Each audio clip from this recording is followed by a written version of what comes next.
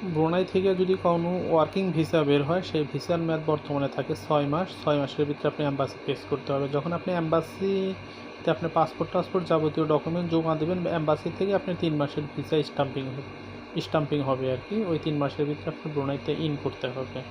ব্রুনাইতে in করার পরে তারপরে আপনার যে এলডির মেয়াদ থাকে, এলডি সাধারণত 2 বছর হয়। যদি আপনার মানে ব্রুনাইতে আসতে যদি 2-3 মাস সময় লেগে যায়, ওই আপনি আসার পরে তারপরে আপনার মেডিকেল কমপ্লিট করার পরে তখন আপনার লং টার্ম ভিসা লাগে।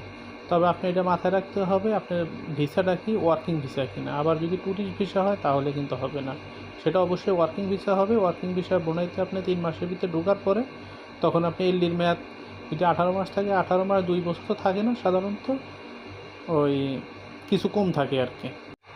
এই জন্যে কম থাকে কারণ প্রথমে আপনার এলডি বের হয়, তারপরে ভিসা বের হয়। যখন আপনি ভিসাটা মেডিকেল করে যখন বাংলাদেশ থেকে ঢুকে দেখা যায় কারো 3 মাস লেগে যায়, কারো 4 মাস লেগে যায়, ওই জিনিসটা আপনি মাইনাস হয়ে যায়। কারণ এলডি কাউন্ট হয় 2 বছর, যেদিনকার থেকে বের হয়েছে ওই দিনকার থেকে 2 বছর কাউন্ট হবে আর কি।